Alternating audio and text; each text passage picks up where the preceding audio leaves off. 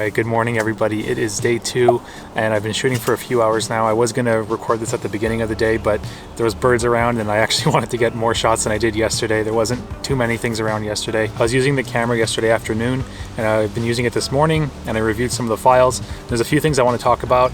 I'll start off first with the exterior of the camera and using the actual camera itself, and then I'll get more into the technical stuff and some of the images.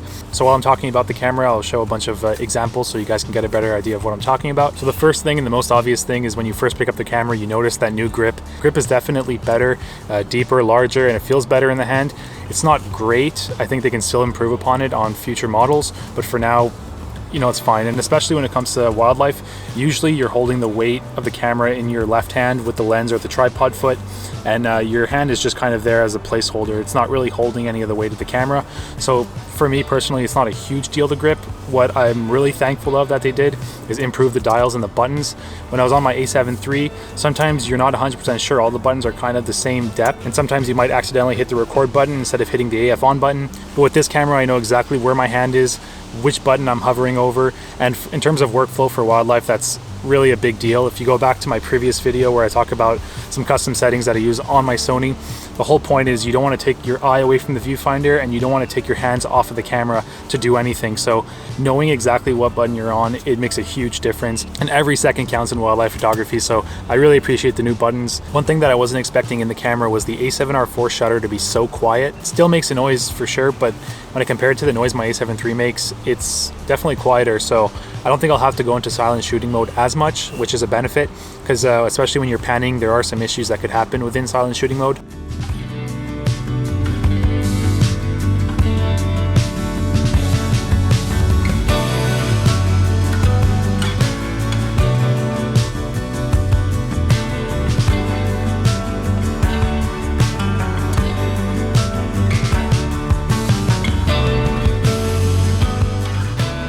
So far the autofocus has been great.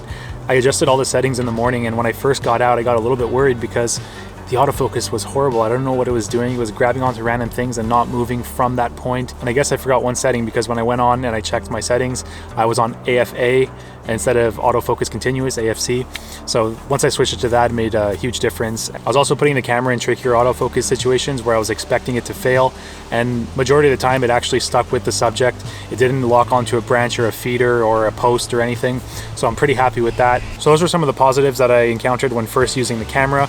Now I'll talk a little bit more about some of the nuances and negatives, and there's not many, but there is a few things that you need to consider. So one of the things that really drew me into this camera was the ability to go from full frame mode into crop mode and still get 26 megapixel images. That's insane, and for bird photography it's a huge benefit. But the one negative thing about crop mode is if you fill up your buffer, you can't get out of crop mode, or you can't get into crop mode until your buffer clears. And I've been trying to think about why the camera does that. I don't really know for sure, and if you guys know, please comment down below. I'd love to know why. The reason that I'm thinking is I don't think the camera can simultaneously send cropped images from Super 35 mode and full frame images at the same time to the memory cards. That's what I'm thinking. I'm not really sure though. So yeah, comment down below if you know why the camera can't do that. If you're in full frame mode and you're taking photos and you fill up your buffer and you're waiting for them to transfer, it's not as much of an issue because you can still take the image of your subject and then crop it in later. The real issue arises when you're in crop mode and say you fill your buffer and you're waiting for the images to send over to your memory card. The thing that's bad is if your subject starts getting closer and closer and suddenly you're too close in crop mode, you can't get out of crop mode and you can't start taking photos in full frame. So that's just one issue that I encountered when using the crop mode. It's not a deal breaker for me at all. I still will keep using it, and it's still one of the main reasons I got this camera. Another thing that I encountered, which it's not really strange, it's kind of expected, but it's still something to think about, is if the camera is off and you turn it on, or if the camera's in sleep mode, when you first take it out of sleep mode, or if you first turn it on, your first set of images, if say for example you take a burst, they take longer to transfer over to your memory cards than if your camera was on and running for a few minutes. And that's not really shocking. It's kind of expected. When the camera's first turning on, there's a lot of things going on, so it does make sense that it is taking a little bit more time to transfer those files onto your memory card.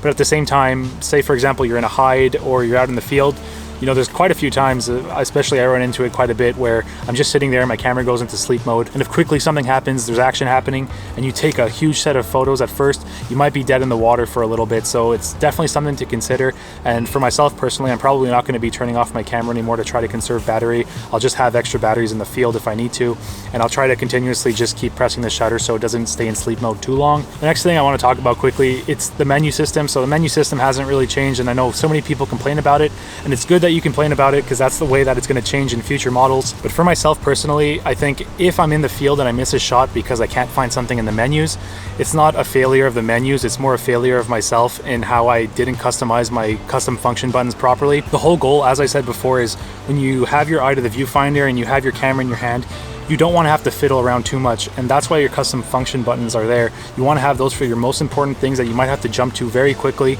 and you have to set those up properly. You shouldn't have to go into a menu, especially when you have a subject in front of you, to try to get to a setting that you need. That just shouldn't happen. So I strongly suggest you customize your custom function buttons, know exactly where they are on your camera, practice, get used to the feel of them, and that way you're going to be a lot more efficient in the field. If you have an overflow of settings and use a lot of different settings, you can always add some to your function button as well. So if you click your function button, it'll bring you to a menu, and there should be 12 different options that you can kind of customize and put there. So that's another great option. And it's pretty easy when you have your eye up to the viewfinder. The function button is the one right above the dial, so in terms of like tactile feel, you know exactly where it is. So it's easy to access if you need it. Now I'm going to start talking about some of the images I've taken so far, what my thoughts are on using this camera with the Sony 200 to 600mm lens, and I'll show you some examples while I'm talking. So to start off, I'm using 128GB memory cards, and when I'm using it in the A7R IV, if I use uncompressed RAW, I get about 1,000 images out of them. If I use compressed RAW, about 2,000, and if I'm doing compressed RAW with Super 35 mode on, so 26 megapixel images, I get about 4,500 images, so that's great. Looking at the photos that I've taken so far, I have no evidence that suggests that the 200 to 600 with the A7R IV is a bad combination at all. The photos look great, the photos look sharp, nice. I don't have anything negative to really say about it. I was wondering how it would perform, because sometimes some of these longer zooms on such a high megapixel camera could be an issue.